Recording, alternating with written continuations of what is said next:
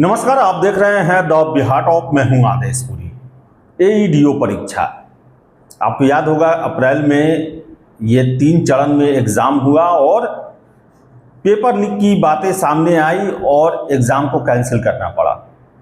हालांकि बता दें आपको हम कि बहुत दिनों तक ईओयू जो कि इस पूरे मामले को देख रही थी, उनके द्वारा पेपर लीक की बातें नहीं कही गई। कुछ दिन पहले डीआईजी साहब के द्वारा कहा गया कि पेपर लीक हुआ है, समय आने पर इसका हम साक्ष्य देंगे और बातें को ओपन करेंगे।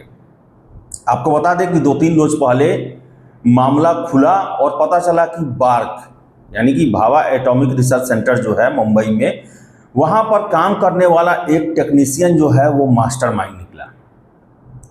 क्वेश्चन आउट कराया और 13 कैंडिडेट को पास कराने का वो ठेका भी लिया, पैसा लिया उन लोगों से।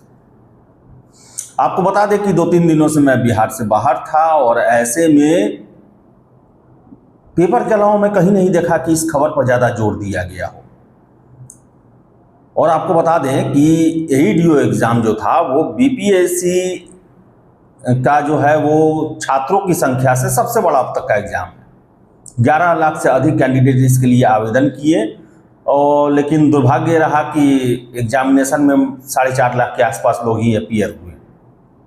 और देखिए कि जो पकड़ा गया है बार्क का टेक्नीशियन रोशन, उसके बारे में आज समाचार पत्र में दिया गया है कि बार्क कर्मी के गिरोह ने नीट, सिपाही भर्ती और झारखंड सीजीएल परीक्षा में भी की थी धांधली और 2024 में ये बार्क में सिलेक्ट हुआ। सबसे पहले तो बार्क को ये भी देखना चाहिए कि इसकी बहाली सही तरीके से हुई है या नहीं हुई है।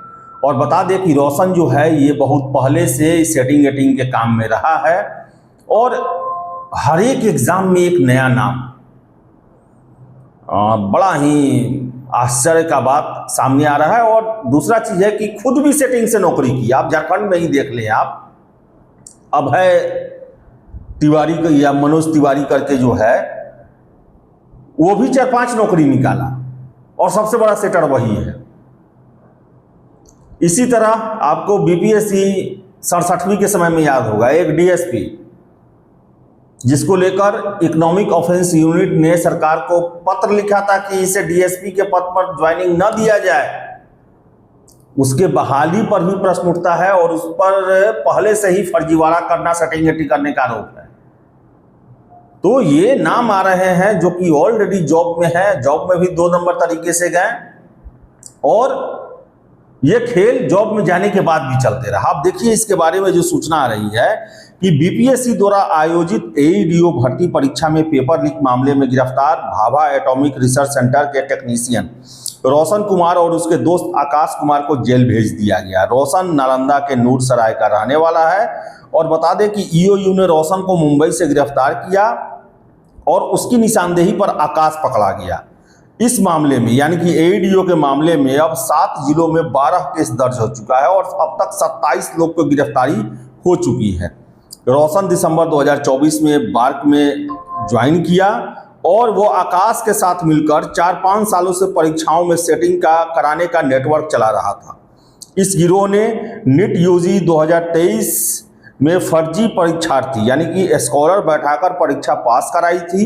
ईओयू उस अभ्यर्थी के बारे में जानकारी जुटा रही है। इसके अलावा इस गिरोह द्वारा सिपाही भर्ती, मद्य निषेध, रेडियो ऑपरेटर भर्ती और झारखंड सीजीएल परीक्षा में भी धांधली कराने का पुख्ता सबूत मिला हुआ है।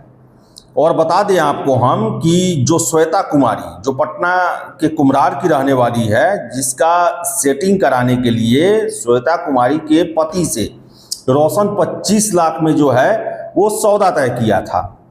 गिरोह ने साई एडुकेयर नाम की बायोमेट्रिक कंपनी के कर्मियों से साठगांठ की। परीक्षा केंद्र पर असली बायोमेट्रिक सुपरवाइजर की जगह अपने गुर्गे को फर्जी आई कार्ड देकर अंदर भेज दिया। फिर हॉल में बैठी अभ्यर्थी को होलोग्राम पर्ची के अंदर छुपाकर आंसर की उपलब्ध कराई। बीपीएससी साई एडुकेयर को ब्लैकलिस्टेड कर चुकी है। इसके साथ साथ इनका कारनामा देख लीजिए कि अमीन बहाली 2023 में जो हुआ था, बीटीएससी यानी कि बिहार टेक्निकल सर्विसेज कमीशन, उनके परीक्षा में भी 2 अभ्यर्थियों का ये लोग सेटिंग करवाए थे।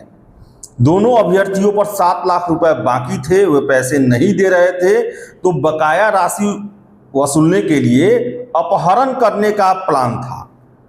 अब समझ लीजिए ये लोग कितने जो हैं वो माहिर खिलाड़ी हैं इस क्षेत्र के। और बता दें आपको हम कि साहिब कुमार साई एडुकेयर का नालंदा का सिटी कोऑर्डिनेटर था। रोशन ने साहेब से साठगांठ की, साहेब ने ही प्रश्न पत्र का फोटो खींचकर सॉल्वर गैंग के पास भेज दिया और कुछ देर में साहेब के पास आंसर किया गया। इसके बाद साहेब ने आंसर की रोशन और अन्य साथियों को दी। तो बता दें आपको हम कि जो समाचार पत्रों में सूचनाएं निकल के आ रही है उसके मुताबिक एग्जामिनेशन से 3 घंटे पहले इन लोगों के पास क्वेश्चन आ गए थे